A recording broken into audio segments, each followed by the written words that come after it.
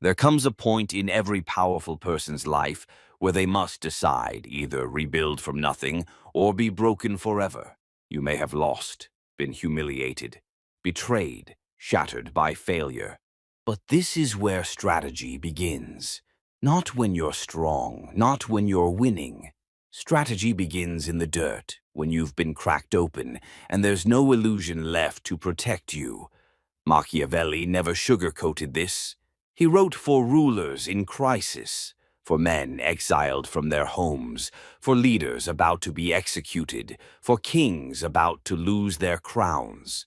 His message was simple. If you're weak, you're prey. If you're emotional, you're bait. And if you're careless with your own reconstruction, you'll rebuild your prison instead of your power. So, how does a ruthless strategist rebuild themselves?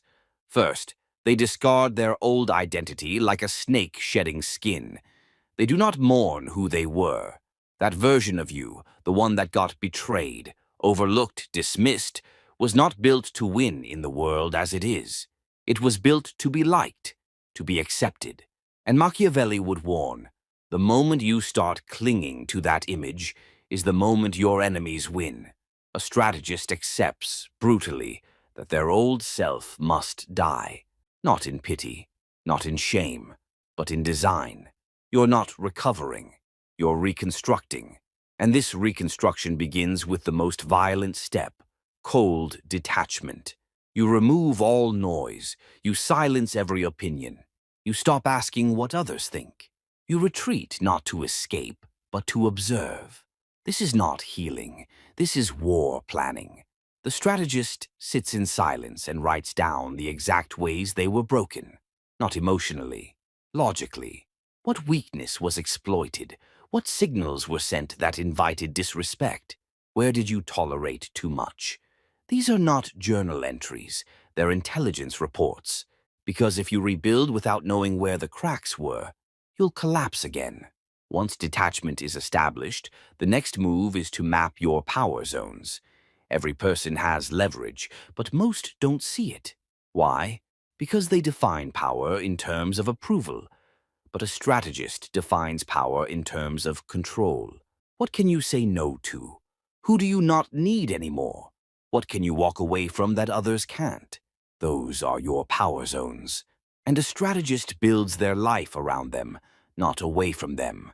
If you are persuasive, don't waste your time trying to be likable. If you are analytical, stop chasing charisma.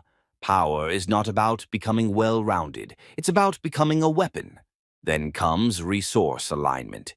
The ruthless don't waste time. They know exactly what drains them, and they cut it off. Not later, not softly, immediately. This means people, habits, addictions, patterns. If something makes you weaker, even if it feels good, it goes. A strategist treats their energy like a sovereign kingdom. No leaks, no freeloaders, no confusion. This is where most people fail. They want to rebuild while keeping the poison nearby. The ruthless don't. Here's where it turns colder. A ruthless strategist builds a new image, deliberately, not to impress, but to intimidate, not with volume, but with mystery. After the fall, you do not return with explanations. You return with sharpness and stillness. You walk into rooms like you belong in them. You don't justify your transformation, you embody it. Machiavelli said that rulers must appear virtuous, but only when it suits them. Your new image must serve a purpose, to make people think twice before testing you again. Now, let's talk about information. Another brutal habit, withholding clarity. The weak overshare when they're rebuilding. They broadcast every step, seeking reassurance. But a strategist knows ambiguity is power. They move quietly. They let others guess. They don't explain their plans until they're already winning. This doesn't mean isolation. It means selective disclosure. Never show your whole strategy. Let them see just enough to confuse them. Machiavelli's lesson? Appear harmless until it's too late. And while rebuilding, you create a psychological firewall. You no longer entertain those who drain, delay, or distract. This doesn't mean you fight everyone. It means you delete gently. You become unreactive to bait. You stop defending yourself. You let people talk, but you stop caring. Why? Because every second spent in explanation is a second stolen from execution. That's the cold math. And the strategist always does the math. Finally, the ruthless builder chooses one weapon and sharpens it until it's lethal. This could be influence, precision, charisma, logic. Every powerful figure in history was known for one thing, done relentlessly well. You don't need to master everything. You need to become unforgettable for something. This is how you rebuild yourself like a strategist. You stop healing like a victim and start moving like a ruler in exile. You rebuild not to survive, but to never be broken the same way again. When a strategist rebuilds, they do not ask, what feels right? They ask, what works? This is the divide between ordinary transformation and Machiavellian reconstruction. Most people rebuild to soothe themselves. The strategist rebuilds to win. They are not interested in authenticity for the sake of feeling whole. They are interested in function. If a mask gets them further than a face, they wear the mask.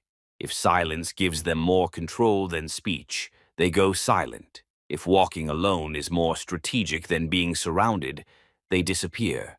Because this is the cold truth. Real power is rarely recognized by the majority. It is feared in silence and respected in shadows. Once you've initiated the teardown, the stripping of your weaknesses, the rejection of approval, the exit from noise, the second phase is positional reconstruction. You don't just rebuild yourself into someone stronger. You rebuild yourself into someone who cannot be displaced. This begins with mastering your value vector, a single thread of utility so sharp, so undeniable that no environment can ignore it. For some, this is insight. For others, it's precision. For a few, it's presence alone. But it must be something the world needs, not just something it likes. Here's how Machiavelli would put it. A prince must learn how not to be good and to use that knowledge as necessity dictates. Applied here. You must learn how to bend your morals when your survival is at stake. When rebuilding, most people obsess over being seen as fair. The strategist obsesses over being unmovable. And to become unmovable, the next rule is non-negotiable. Build leverage before loyalty. In your new life, you must construct assets that command respect, not emotions that plead for it. This means creating something that others need access to, possessing knowledge others want but can't find, and being so sharp in one area that they fear replacing you. Loyalty is unstable. It shifts with time, emotion, opportunity. But leverage? Leverage bends even the disloyal into compliance. Now comes one of the most dangerous components of a strategic rebuild: information filtration. You no longer consume as others do. The average person scrolls for comfort. You extract only what can be used. Every book, video, interaction, or mentor must pass a single filter. Can this enhance my leverage or sharpen my aim? Your mind becomes a gate. No entry without utility. You must also embrace controlled coldness, the kind that looks polite on the surface, but underneath says, I see everything, and I owe you nothing. It's not cruelty, it's distance by design. Because when rebuilding, you'll attract scavengers, people who sense you're vulnerable and will offer comfort only to keep you soft. The strategist thanks them, then walks away. Not all comfort is good. Some comfort is a leash disguised as kindness. So how do you train this new mental muscle? Through rehearsed resilience. You simulate setbacks in your mind before they happen. You ask, what will I do when this person betrays me? What happens if I fail publicly again? How will I speak, dress, act if I'm questioned, mocked, dismissed? This isn't paranoia, it's preparation. When you expect friction, it doesn't shake you. When you anticipate attack, you stand straighter. And when the storm comes, you don't flinch, because you already walked through it in silence 1,000 times. Then, layer by layer, you install ritualized command into your routine. This means waking at the same time, not for health, but for ownership. Speaking slower, not for calmness, but for perceived dominance. Practicing silence in conversations, not for mystery, but for control. These aren't just habits, they're symbols, quiet signals to your subconscious that you are in command now. You're no longer reacting to life, you're sculpting it. Even the way you enter a room must change. No rushed steps, no nervous energy. Every movement says, I am the threat you didn't prepare for. This becomes your posture, not arrogance, cold precision. Machiavelli would say, one must be a fox to recognize traps and a lion to frighten wolves. The strategist becomes both, clever in observation, terrifying in execution. And as you move through this transformation, you adopt the most lethal habit of all, revenge through evolution. You don't argue, you don't plead, you don't explain. You vanish and reappear later, unrecognizable, untouchable, undeniably elevated. That's the deepest sting. Not that you shouted back, but that you rose so far above the attack that the attacker can no longer reach you, even with both hands stretched and a scream in their throat. You don't rebuild to prove them wrong. You rebuild to make them irrelevant. There is one rule every strategist burns into their mind during reconstruction. Do not interrupt your enemy while they are underestimating you. This is where most people fail. They want to be seen during the rebuild. They want credit while they're still under construction. But Machiavellian rebuilding means embracing invisibility. Not because you're ashamed, but because power sharpens best when no one sees the blade coming. That's what Part 3 is about. Not the internal war, not the silence, but the return. How a strategist re-enters the battlefield once they've rebuilt. And here's how it begins. Not with a bang, but with presence. You don't reintroduce yourself with declarations. You reintroduce yourself by changing the energy in the room. When you walk in, people should feel it, even if they can't explain it. Something's different. You don't smile as much. You don't explain your choices. You're calm, not from peace, but from calculation. That calm unnerves people more than arrogance ever could. And this is deliberate, because the moment you announce, I've changed, you invite others to challenge it. But when you embody change without talking about it, you force them to adapt or fall behind. The next move is the illusion of openness. A strategist doesn't isolate completely, that would raise suspicion. Instead, they control the narrative by strategically revealing only what strengthens their image. You talk less, but when you speak, your words have weight. You reveal small wins, never full strategies. You let people see your results, never your routines. This is what Machiavelli called appearing virtuous without being trapped by virtue. You give people something to admire, just not enough to disarm you. Now you establish your new hierarchy of relationships.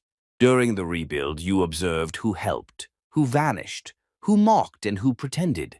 The strategist does not forget, but they also don't seek revenge the way amateurs do. No insults, no confrontation, just repositioning. The loyal ones, they move closer, but never too close. The disloyal, you don't punish them, you erase them. Quietly, emotionlessly.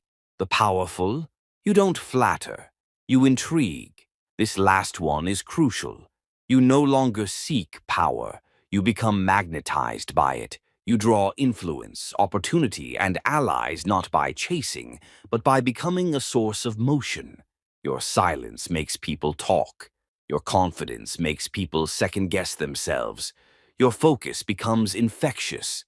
This is how kings walk, not to impress, but to be observed. But that's not enough, because now that you're rebuilt, you must ensure you're never broken again in the same way. This means you must develop your next self before the world demands it. The strategist rebuilds not into who they want to be, but into who the future battlefield will require. You must constantly scan the landscape. What social skills are rising in value? What weaknesses are being exploited more often? Where is attention shifting, and how can I redirect it? Powerful people are not just reacting faster, they're predicting quieter. While others are chasing the current wave, you are building the next boat, and you build it in silence. Now let's get personal. Every strategist has what we'll call a quiet obsession. This is not a hobby, it's not a passion. It's a secret weapon that you refine for years, sometimes decades. It could be a deep understanding of human psychology, an unusual technical skill, or an ability to manipulate energy in social environments. Whatever it is, you pour hours into it without telling anyone, because the day will come when it becomes the exact skill needed in a crisis. And when that day arrives, you don't show up prepared. You show up inevitable. This kind of obsession creates an unfair advantage. And strategists love unfair advantages. Now, let's talk about emotional armor. You will be tested. Again, the world does not care that you rebuilt. And the moment people sense your presence is rising, some will try to drag you back to your old level, emotionally, verbally, socially. That's why your next line of defense must be your response system. Not emotionally reactive, not intellectually defensive, but strategically calibrated. For example, if they insult you, smile slightly, say nothing, and escalate elsewhere. If they question your success, pretend to misunderstand them, then redirect with a sharper question. If they provoke emotion, repeat their words back like a mirror until they become uncomfortable. You are no longer fighting for dignity. You are reprogramming perception. This is how the ruthless strategist becomes untouchable, not by eliminating conflict, but by turning every confrontation into a platform for dominance through control. Because in the end, people don't remember what you said. They remember how powerless they felt in your presence. This is the new you, not louder, not softer, but engineered. You're no longer proving you've changed. You've made change your natural state. A true strategist never views rebuilding as a single phase. For them, it becomes a way of life. They do not fix themselves once and call it done. They operate under a permanent state of refinement. Every room entered is a test. Every setback is a signal. Every interaction is an opportunity to recalibrate. Because Machiavellian rebirth is not about becoming someone else. It's about sculpting the version of you that was buried underneath the need to be liked, the pressure to conform, and the fear of being feared. And once that version emerges, everything changes. Not because you force the world to change, but because you make it impossible for the world to see you the same way again. Let's be precise now. There are 5 non-negotiable principles that must govern your behavior from this point forward, or you risk slipping back into the self that was broken. 1. You never explain your pain publicly again. Your suffering is not a performance. It's not currency. It's intelligence for you. Powerful people don't parade their past wounds for sympathy. They harvest them, convert them, weaponize the insights, not the trauma. This doesn't mean you become emotionally numb. On the contrary, you become more emotionally intelligent than ever before. But that intelligence is private. It's selective. It's filtered. The strategist knows. The moment you show someone where you bleed, they start calculating where to stab next. 2. Your circle shrinks but becomes lethal. You're no longer available to people who drain you in the name of loyalty.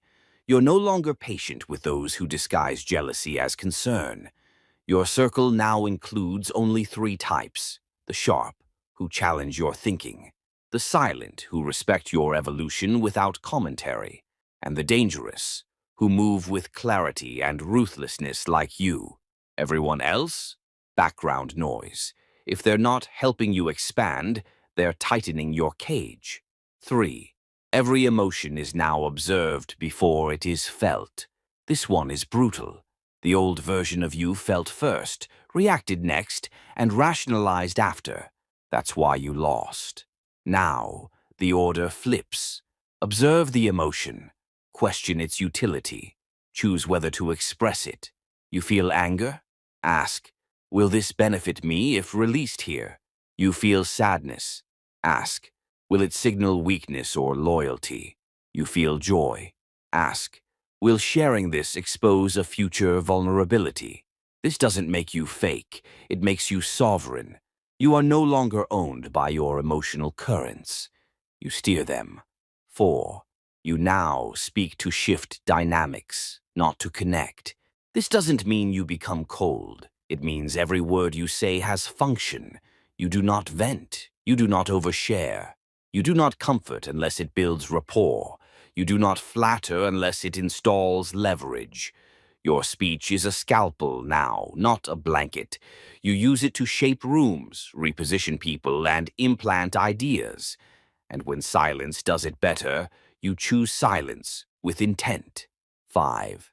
You never rebuild the same self twice. This is the final law. Because here's the hidden trap of self-transformation. The ego likes a story. And once you rebuild, it wants to freeze. To declare, this is the new me. But that's how people get conquered again. The ruthless strategist doesn't freeze. He evolves again before the next blow lands. He doesn't wait to be broken before adapting.